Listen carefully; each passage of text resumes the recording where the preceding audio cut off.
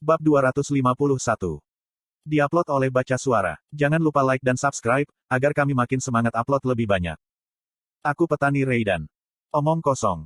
Itu tidak meyakinkan jika monster yang membunuh Zibal adalah seorang petani. Orang bodoh apa yang akan mempercayainya? Para anggota dari 3 guild mengira Piaro mengejek mereka. Tapi, emosi mereka lebih menakutkan daripada marah. Dalam kasus Snake Guild, mereka ingin membalas dendam atas guild master mereka yang terbunuh. Tapi, mereka tidak dapat bergerak. Itu karena kaki mereka gemetar, setelah melihat garu yang berlumuran darah guild master mereka. Lebih kuat dari monster boss. Aku akan mati, jika aku terkena garu itu. Petik 1.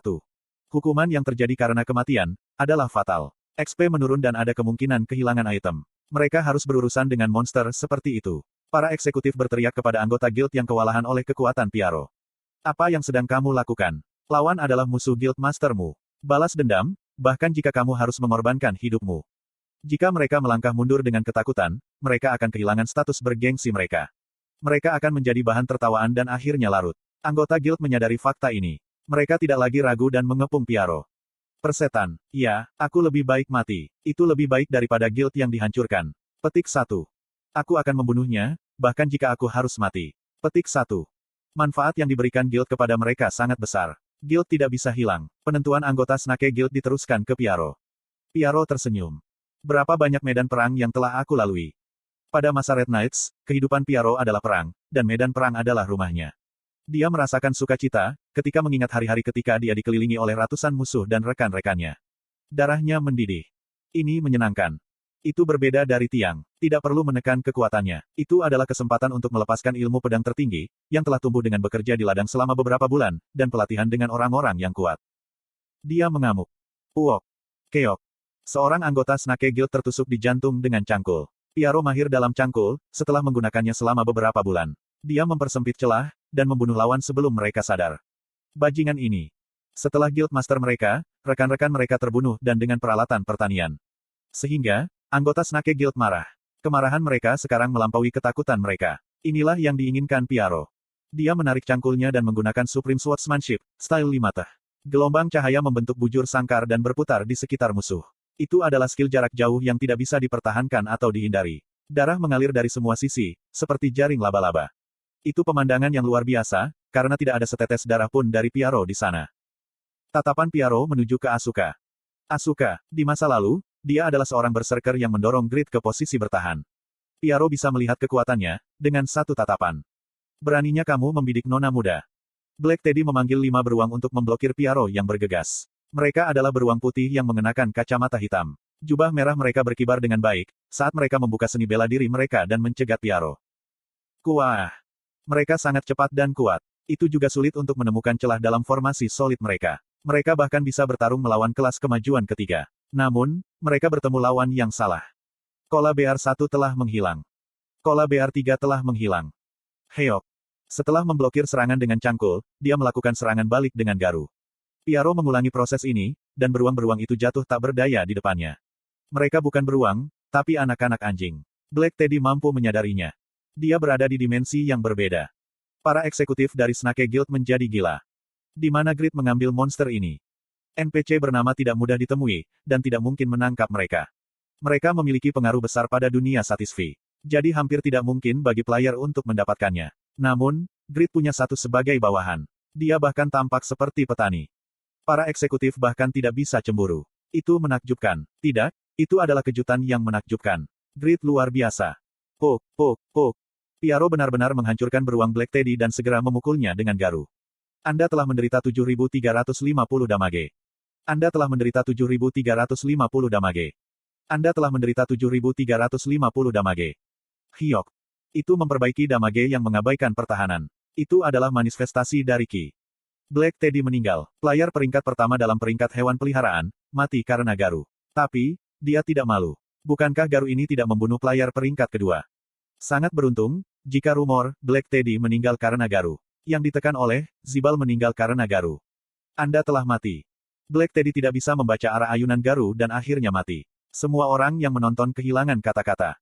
Zibal dibunuh pertama kali dengan garu, tapi orang-orang mengira itu disebabkan oleh skill, kematian instan, yang diaktifkan.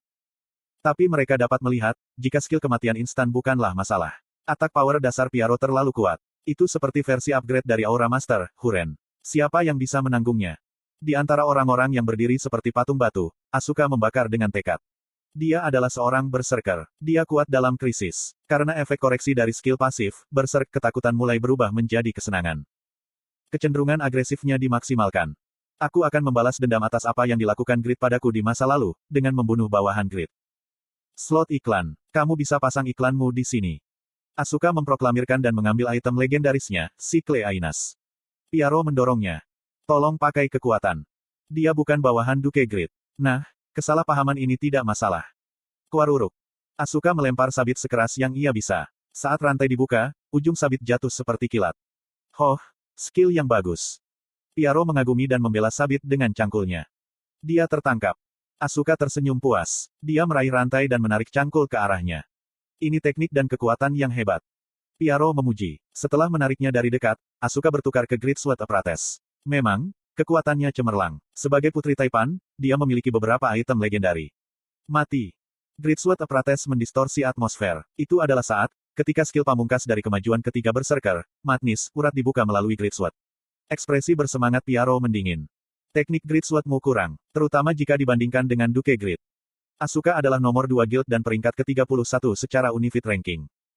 Itu berarti, dia sekuat anggota Overgearet. Tapi, apapun yang ia lakukan, dia bukan tandingan Piaro.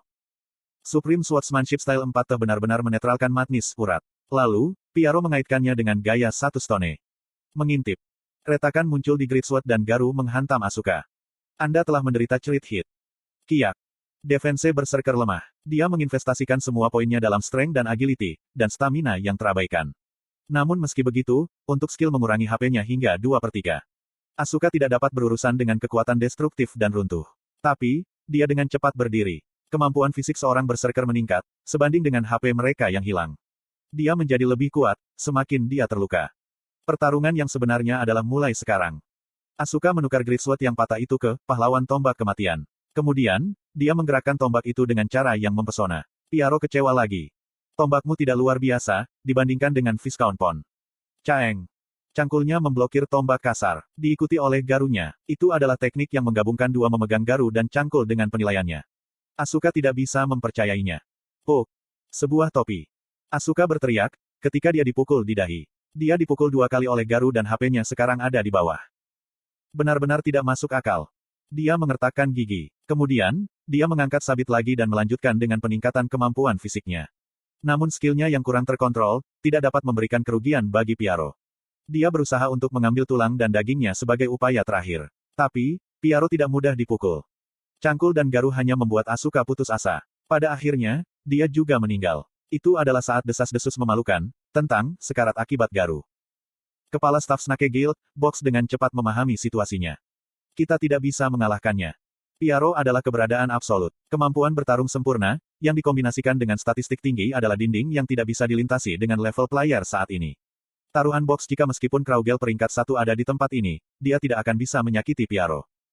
Level player harus setidaknya 360 untuk bersaing dengannya. Kemudian, dia menyerah membunuh Piaro. Box membuat keputusan dan berteriak kepada Seron dan Hao. Kami akan mengikat kakinya. Kamu harus menghancurkan Raiden selama celah itu. Petik 2. Ya, mereka tidak bisa kembali hanya dengan kerugian. Tujuan awal mereka adalah untuk menghancurkan Raiden.